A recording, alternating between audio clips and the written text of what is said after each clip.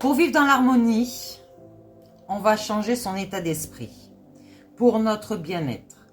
Changer sa vie.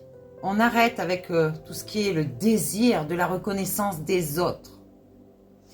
J'allais dire le regard extérieur. Tout ce qui est comparaison entre chaque individu. Oui, moi, regarde, j'ai une plus grande maison que toi. Ou j'ai plus d'argent que toi. Ou, voilà. Et en fait, peut-être même que dans certaines familles, il y a des guerres pour des biens matériels, des biens financiers. Alors, quel est votre effet ici?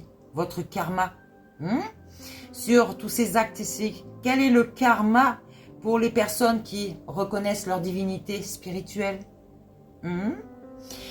Donc, cette réflexion vraiment illustre une vérité profonde sur la quête de l'harmonie intérieure et le rôle du karma dans nos vies.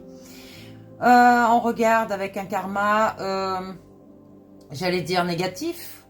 Ce sont par rapport aux actes motivés par le regard extérieur. Le karma fonctionne comme une loi universelle de cause à effet. On l'appelle le boomerang.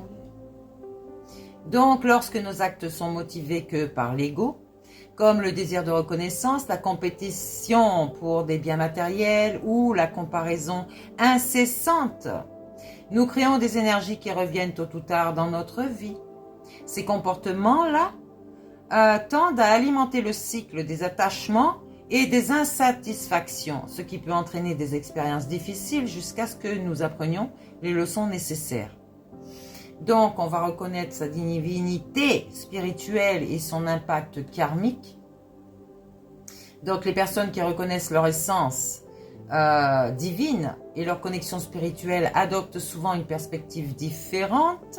Elles agissent avec amour, bienveillance, compassion, sincérité et en harmonie avec l'univers. Ok?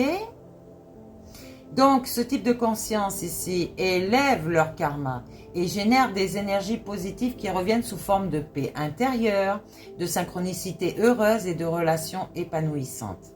C'est clair? Donc, ici, on va lâcher prise pour transcender.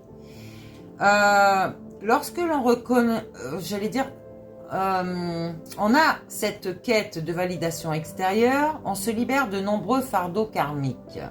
Cette libération permet d'atteindre un état où l'on agit non par désir ou par peur, mais par pure inspiration.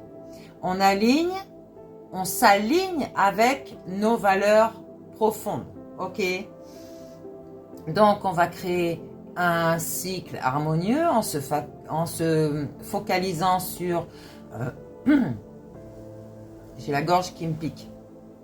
Des intentions pures et des actes altruistes. On établit un karma qui soutient notre propre épanouissement tout en contribuant à l'équilibre collectif. Ok? Donc la reconnaissance de notre divinité spirituelle nous pousse à vivre dans une vérité authentique, loin de l'illusion des possessions matérielles. Ok? Donc, à quelque part, je parle aux personnes qui ont les moyens de le faire, c'est de partager leurs finances avec, j'allais dire, faut avoir vraiment confiance aux associations, d'accord? Il y a des associations qui vont contribuer à des choses bien, mais quand l'argent va arriver dans leur tête, il y a beaucoup d'argent ici, je vais en prendre une grosse partie, comme nos dirigeants par exemple. Et bien là, ils vont prendre une punaise de foudre divine qu'ils vont s'en rappeler. Donc on arrête avec les associations, on va carrément vers les personnes en détresse et on leur fait partager leurs biens. Ok? Donc, ce karma peut être vu comme un guide qui nous enseigne à choisir l'amour au lieu de la peur et l'authenticité au lieu de l'apparence. Donc, en embrassant la simplicité, la gratitude et la reconnexion avec le divin en nous, notre iti, n'est-ce pas? Nous brisons le cycle des attachements destructeurs et entrons dans un espace de plénitude et d'harmonie.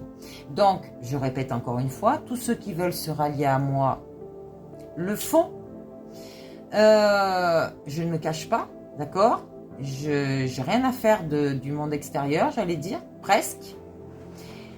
Regardez, la pluie encore qui vient de se réveiller. Elle va purifier tout ce monde ici. Et donc, j'allais dire, vous êtes sur un cheminement spirituel ici. C'est ça votre vie. Donc, expérimentez.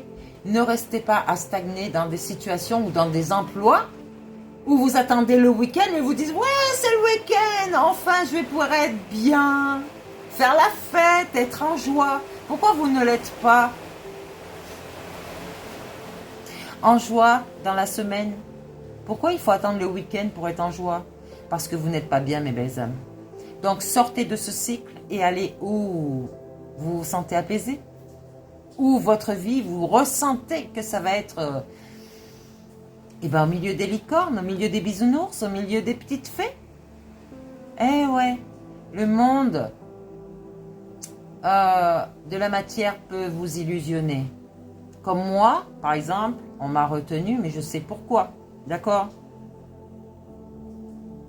Donc, alliez les choses à votre cause, mais dans le positif, pas dans le négatif. C'est clair? Allez, on va essayer de faire une petite guidance. Hein. On en a un petit peu marre peut-être de tous ces enseignements. On va y aller petit à petit. Je vous ai dit, c'est révélateur et ça peut être très choquant pour certaines personnes. Et je le conçois. Ok? Mais c'est la stricte vérité. Moi, je ne vous dirai jamais de mensonges. Jamais. Je suis honnête, je suis authentique avec moi-même, je suis fidèle à moi-même, je garde mon cœur ouvert, certes, mais dès que je vois que c'est négatif, je sors de là. C'est très clair. Je vous fais des bisous. Par contre, je vais aider les autres à voir le positif et à s'élever. Voilà qui je suis, vraiment.